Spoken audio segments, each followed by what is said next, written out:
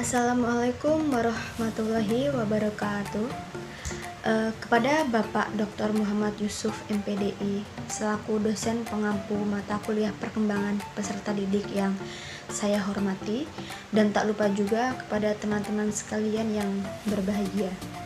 Di sini saya Dwi Sitaningsih, perwakilan dari kelompok 1 sekaligus sebagai moderator dan pemateri pertama. Langsung saja saya akan mengulas sedikit materi yang berjudul perkembangan kognitif, afektif, dan psikimotor serta pengembangannya. Langsung saja yang pertama, belajar sebagai kebutuhan untuk perubahan. Banyak orang yang beranggapan bahwa yang dimaksud dengan belajar adalah ketika mencari ilmu atau menuntut ilmu, sedangkan banyak macam kegiatan yang dapat digolongkan kepada belajar. Contoh kecil saja, belajar mengingat, belajar menghafal puisi, belajar membaca pelajaran, menelaah ulang pelajaran yang diperoleh dari guru di sekolah, atau mempersiapkan pelajaran yang akan dipelajari untuk minggu depan, atau membuat ringkasan, meresum, berdiskusi dengan teman, dan masih banyak lagi contohnya.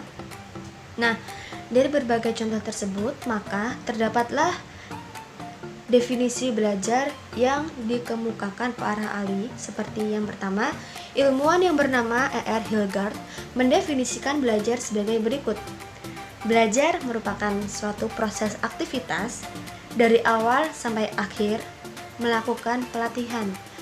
Maka dari pelatihan tersebut sehingga dapat dibedakan perubahan yang terjadi karena faktor yang bukan diakibatkan oleh pelatihan atau biasanya sering disebut dengan faktor eksternalnya.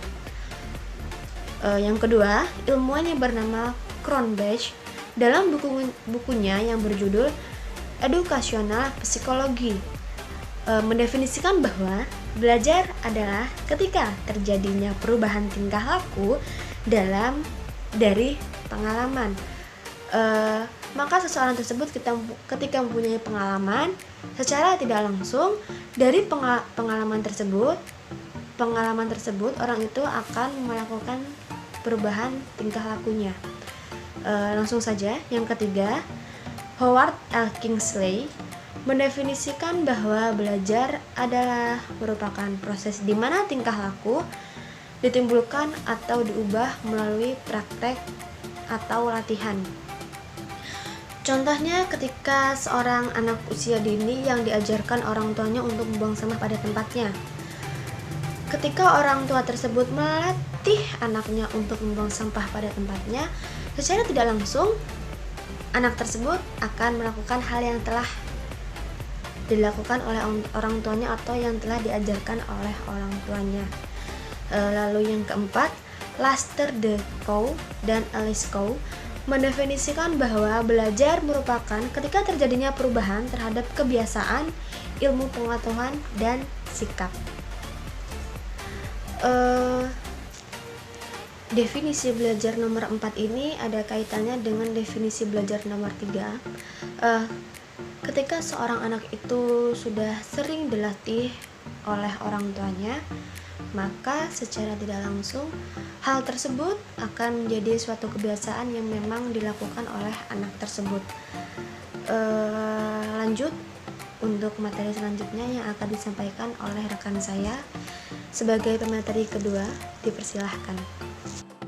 Saya Nada Nafaul Husna, NPM 1912651. Saya sebagai pemateri kedua akan menjelaskan materi yang berikutnya.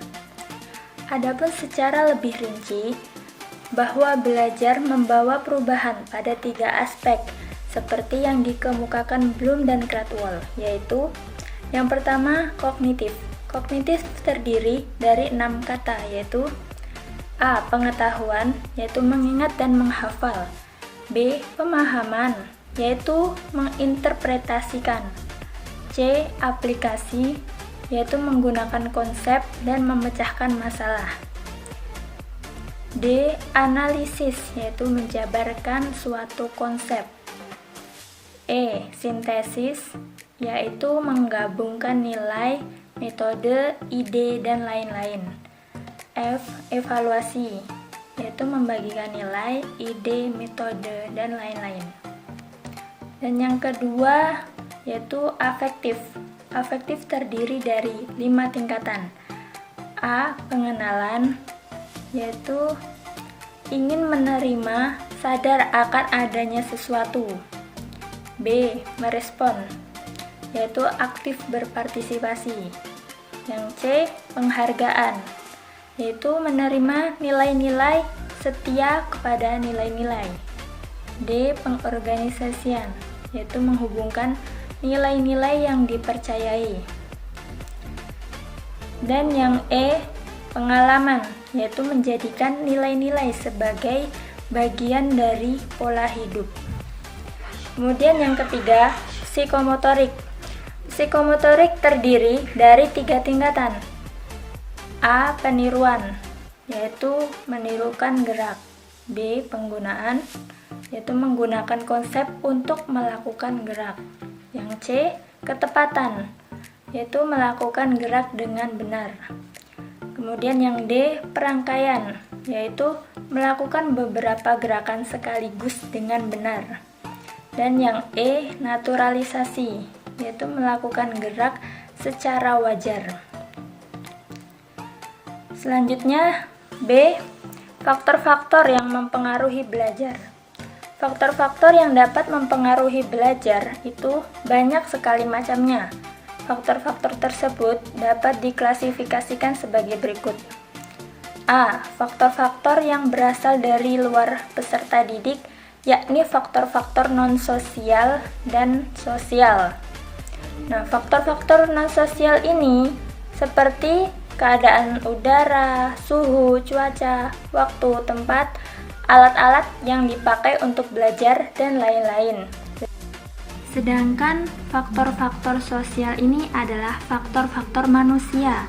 Sesama manusia tersebut mengganggu konsentrasi belajar. Misalnya, jika dalam satu kelas murid sedang mengerjakan ujian, lalu terdengar anak-anak lain bercakap-cakap di samping kelas sehingga perhatian tidak dapat ditujukan kepada hal yang dipelajari. Kemudian yang B, faktor-faktor yang berasal dari dalam diri peserta didik, yakni faktor-faktor fisiologis dan psikologis. Faktor-faktor fisiologis ini yaitu yang berkenaan dengan keadaan jasmani peserta didik. Sedangkan faktor-faktor psikologis ini yang berkaitan dengan kejiwaan peserta didik, intelijensi, sedih, frustasi, putus asa, dan lain-lain. Selanjutnya, C. Peserta didik sebagai makhluk belajar. Manusia atau peserta didik menerima pelajaran dari Tuhan tentang berbagai pengetahuan yang menyangkut ibadah, akidah, tauhid, akhlak, muamalah, dan lain-lain.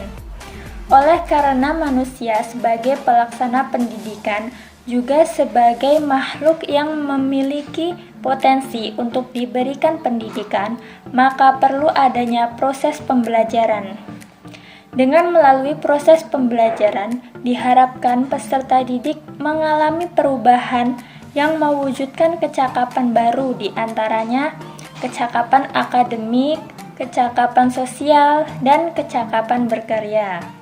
Sini saya Halimatus Sa'diyah akan melanjutkan materi dari pemateri 2, yaitu yang di penilaian hasil belajar pada aspek kompetensi. Ada 3 aspek kompetensi yang harus dinilai untuk mengetahui seberapa besar pencapaian kompetensi tersebut, antara lain yang pertama yaitu ranah kognitif atau penguasaan materi akademik. Penilaian terhadap ranah kognitif ini bertujuan untuk mengukur penguasaan konsep dasar keilmuan atau konten objektif berupa materi-materi esensial sebagai konsep, kunci, dan prinsip utama. Ranah kognitif ini merupakan ranah yang lebih banyak melibatkan kegiatan mental atau otak. Yang kedua yaitu ranah afektif atau sikap normatif. Hasil belajar proses ini berkaitan dengan sikap dan nilai yang berorientasi kepada penguasaan dan kepemilikan dan kecakapan proses atau metode. Ciri-ciri hasil belajar ini tampak pada peserta didik dalam berbagai tingkah laku seperti perhatian terhadap pelajaran, kedisiplinan, motivasi belajar, rasa hormat, dan lain-lain. Yang ketiga yaitu ranah psikomotorik atau afektif produktif keterampilan.